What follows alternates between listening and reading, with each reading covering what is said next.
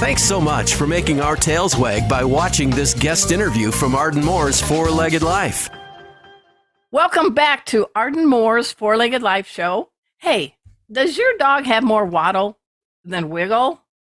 Is your cat starting to look like a hairy ottoman? I mean, extra pounds on our pets can take a toll on their health in so many ways. Helping us address this weighty issue is one of the country's most talented veterinarians. Please give pause and applause to the one and only Dr. Zac Pilossoph. Welcome to the show, Dr. Zac. Hey there. This is great. I'm so excited. I looked into the show a little bit. It's crazy. You've got so many good He's been working nonstop, ladies and gents, and we're glad he's here. And he does wear many stethoscopes in the pet world. He is an ER veterinarian. He's licensed to practice, I think, in like 9 states and counting. Is that right? Yep, that's right. All right. He's regarded as a global expert on using the cannabis on pets. I got your attention there, didn't I? And he is a fear-free certified professional. I am also in the fear-free pet family. So it's nice to have a colleague, but he's got DVM after his name. I mean, wow, there is so much to cover, Dr. Zac.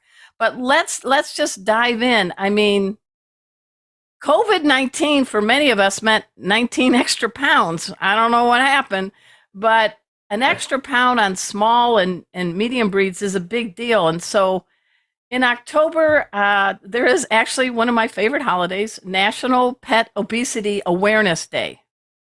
I think every day of every year has a holiday, don't you think? They're running out of days, They are. They're going to be going, the morning will be and the afternoon will be, right? They're going to cut it in half. So I know you're helping out the Healthy Paws pet insurance folks kind of get the message across, but you're a veterinarian. A pet comes waddling into the exam room, and what's your thoughts? Yeah, so there's 2 things. Number one, first, a lot of vets actually stray away from this conversation, but I'm very okay with letting you know that we have some work to do when I'm a vet. Whether it's the ER, sometimes I do work in primary practice with pets that are coming in on their annual basis, hopefully annual basis. Yeah. And so I first am excited to have this conversation because the best news that comes with obesity is that it is one of the few diseases that we actually have a cure for, which is a great sign and a great detail about obesity, even though it's something that maybe people kind of stray away from talking about or are hesitant to address. But it is something we can cure with a few proper measures that actually can give you birth in a short period of time. So and I'm thinking about it. The cat or the dog isn't grabbing the car keys, going through McDonald's saying, "Supersize me," are they? Unfortunately, no. That's not. We are kind of the culprits. Let's love them to death by overfeeding. Yeah, that's a hard psychological thing. We give them a treat. It makes us feel good. Right. It does. It makes us feel better. Yeah. That they're happy. But there are other ways to make your animal happy, and the longevity you will get from understanding the risks of obesity and the more time you may get with your pet is something that I think is something to be excited about. All right. So I know it's kind of an epidemic, isn't it? You got some stats you want to share?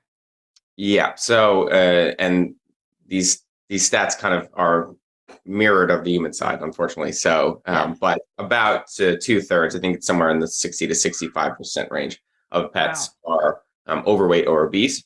And then about a little over 1/3 of pets are significantly clinically obese, meaning that their body condition score is somewhere above 25% more than what they need, meaning they have 25% more fat than would be necessary in a situation. And that takes a toll on every part of the body. So I have a furry Brady bunch. I got married 5 years ago, and we merged everybody. And I know every time I go to see my veterinarian, shout out to Dr. Deborah Charles at Casalinda in Dallas, Texas, we have the doggies go on the scale and the kitties go on the scale. Mm-hmm. And I always am happy because there's not deviation, maybe an ounce or two, right?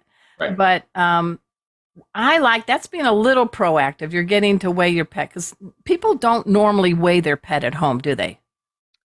No, not at all. Not unless they're instructed by a veterinarian that's trying to manage it and usually trying to gain backtrack from somewhere we don't want to be. And so what are some things that we can do at home to start realizing, I got to name my dog Chubby Checker.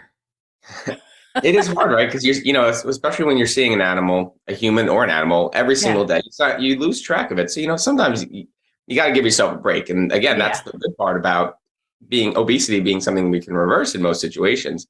But ultimately, the two things you can do is, yes, you can weigh your pets at home once a month. If that, maybe more frequently. But if you can figure out the factor on the scale at home, and you can zero out where your weight is, and you can just hold them usually and bring them on there. Or if it's a bigger dog, just walk them up on the scale.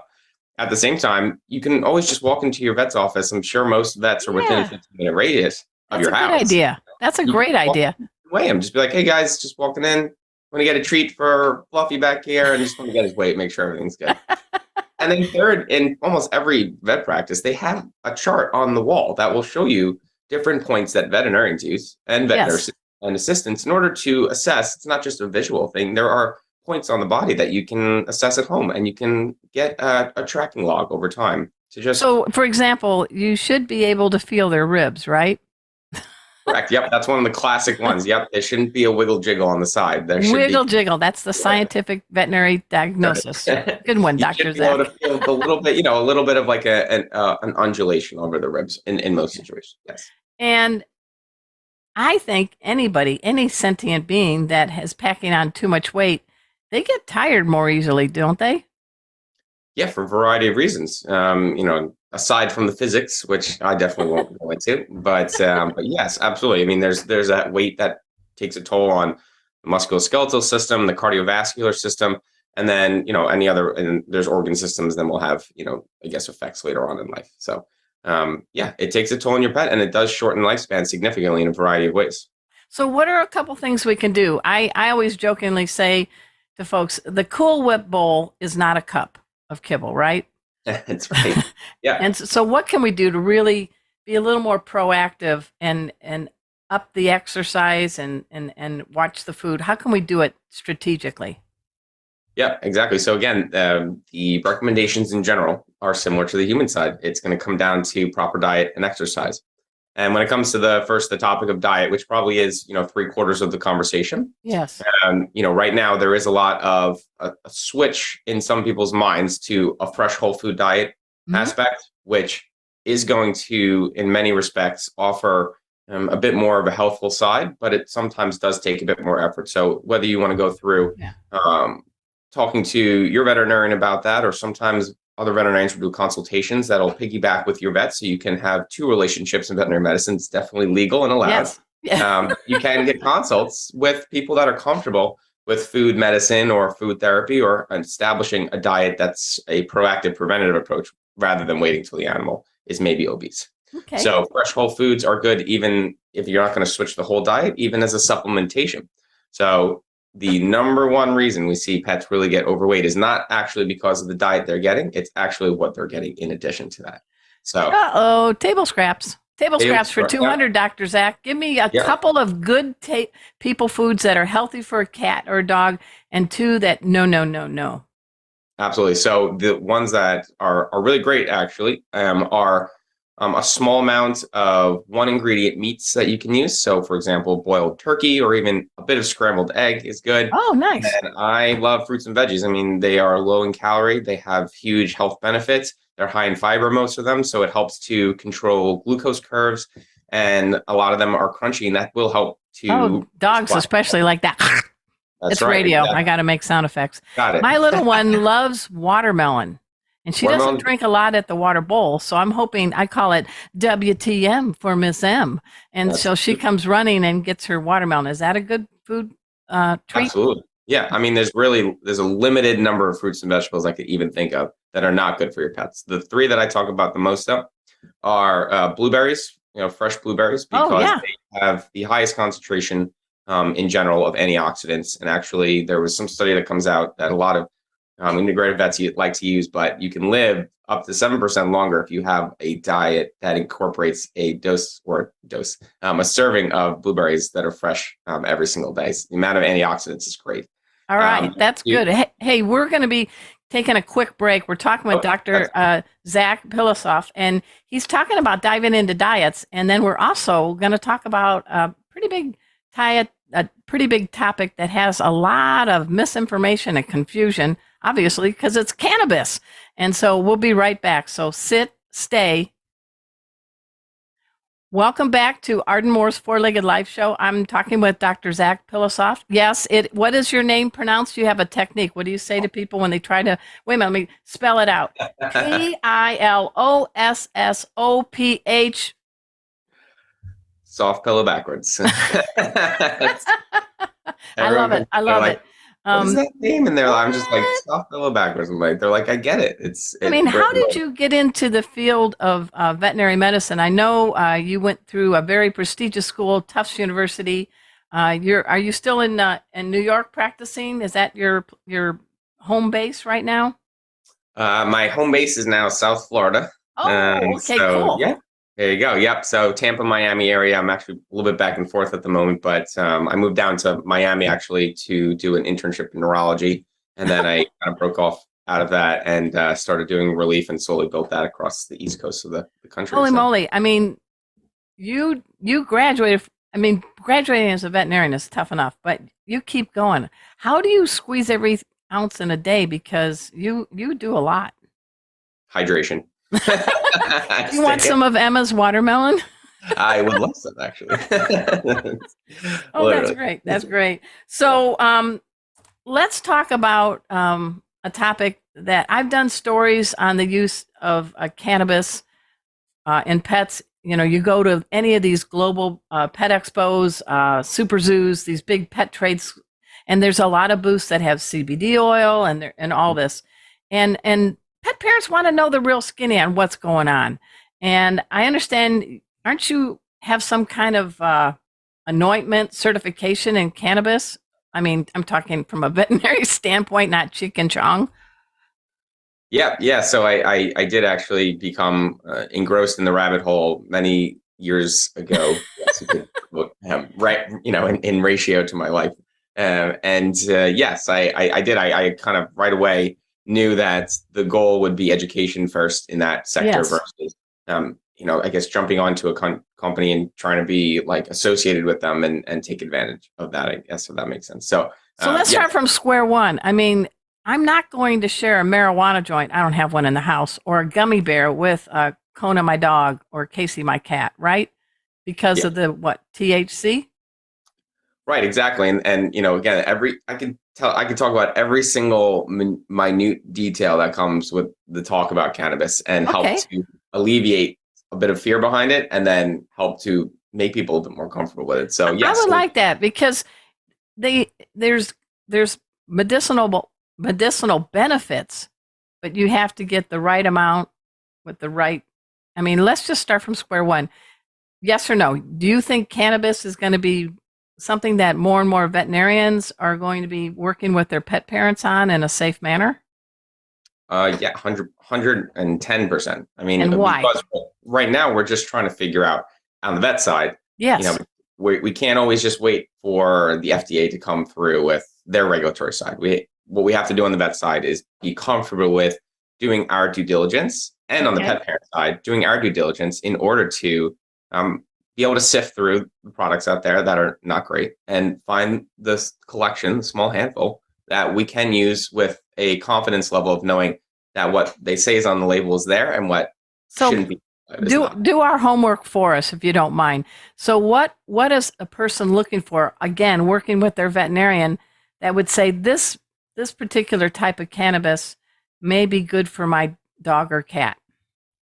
Right. So essentially there's three main points. There's many more if you want to dive into it, but there's three main. Number one is the company should have a very public certificate of analysis, which essentially tells us what's in that product, meaning that there's a third-party laboratory tested document, which says this is what's in it, active molecules, active biomolecules, and these adulterants are not in it. That is the most important way, because it's the best method for us to say this product is both safe and potentially effective. And the key phrase was third-party tested. Okay, keep going. 100%.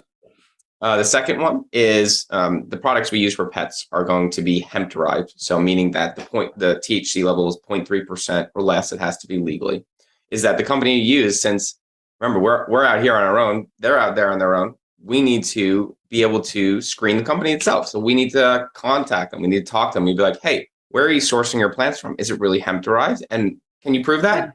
Okay. So that's number 2. Okay. All right. And then number 3, obviously you have to look at your specific state's restrictions. And the reason why I say this is because 47 states, 48 states are really okay with us using full spectrum CBD products for pets. And when I say full spectrum, meaning that it has that legal amount of THC in it, but it does have THC because THC is extremely medicinal when it's used properly. Yes, and in a certain amount. And it's a big word, and it's a psychogenic agent, right? Exactly. And it's no different than any other drug, right? We use anti-inflammatories. We use NSAIDs all the time. And if you use it at that right dose for a couple of days, you feel great. That ankle doesn't hurt anymore. But if you take 10 times that amount, you're going to, shoot out your kidneys and kill your liver. It's just like every other substance. So this huge fear we have of THC, when in actuality, there's one fact that will never change until someone does some research, but no animal, human or not, has ever died from THC when it's not been synthetically derived or adulterated. Wow. So it causes psychoactive effects, yes, at higher doses, but it has never killed an animal unless it was synthetically adulterated or concentrated to a form that isn't safe. So 1, third-party testing, 2, hemp derived and know where it's coming. What's the third point? And the third was, know your state veterinary medical board's regulations. And, that's more for the veterinary side, but, that hits the legal side, the safety side, and the efficacy side. And I try to, make 1 point for each of those 3.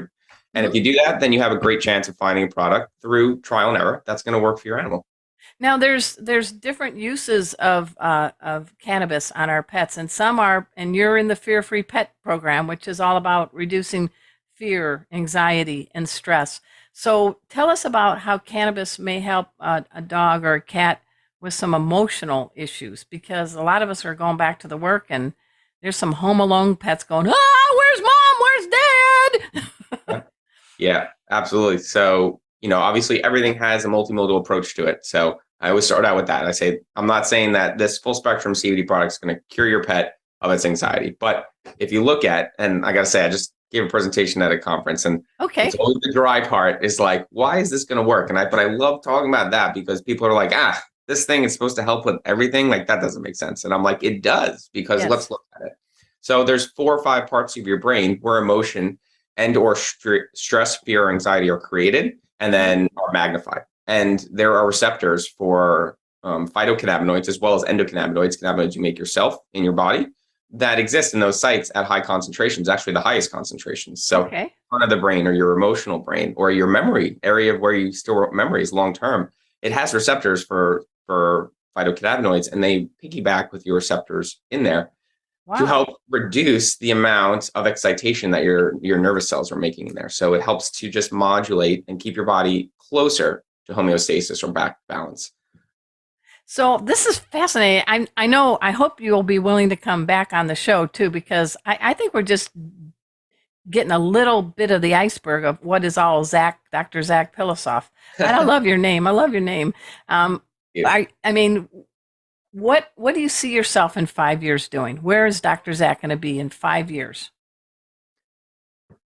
Oh, goodness, that's a big question. Well, my focus is to kind of start taking all the education that I've learned from amazing veterinarians that are, years ahead of me in the integrative medicine space, and have opened up a wellness center that's going to be a bit bougie. It'll be very high end, but I like the word bougie. Yeah. Okay. But it will be, it's going to combine not only just holistic and conventional veterinary medicine, but I've through the years learned a lot about human medicine and things that are definitely safe to bring over here. So there are a lot of therapies and modalities that I have become pretty comfortable with, that I'm very willing and ready to incorporate into vet side to promote preventative and proactive longevity of pets. Awesome. So how can people find out more about you, Dr. Zac? What's the best way for them to find you? So as a per diem vet, I'm very hard to find. Okay. But I actually just, Healthy Paws obviously I thank them because they. Yeah, you got to say it. Healthy Paws Pet Insurance, right? There you go. Healthy Paws Pet Insurance. And the reason I love being kind of associated with them is they are a company, but they are education focused as well. And any company that does that, whether it's a CBD company or an insurance company or anything like that, If a company is showing interest in educating the population of people that they're also willing to help, then that to me is a green light. Let's see more.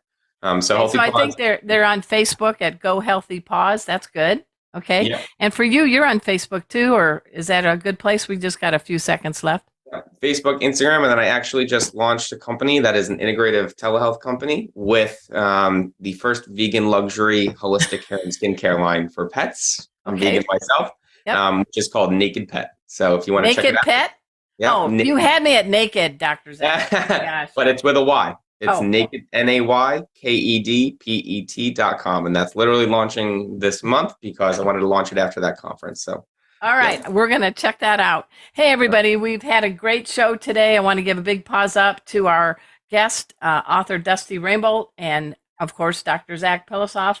I also want to give a shout out to our wonderful sponsor, Tevra, the makers of great pet products. Hey, you can score a 20% discount by going to Tevra Pet, that's TEVRA Pet.com, and enter the code Arden20. And thanks you all, Pet Pals, for tuning in from stations coast to coast. You can subscribe. Just go to fourleggedlife.com. And until next time, this is Arden Moore saying to all you 2, 3, and 4-leggers out there, paws up. Thanks so much for making our tails wag by watching this guest interview from Arden Moore's Four-Legged Life. Four-Legged Life. Make sure to subscribe so you're up to date with all of our Four-Legged Life content. Four-Legged Life. Four-Legged Life.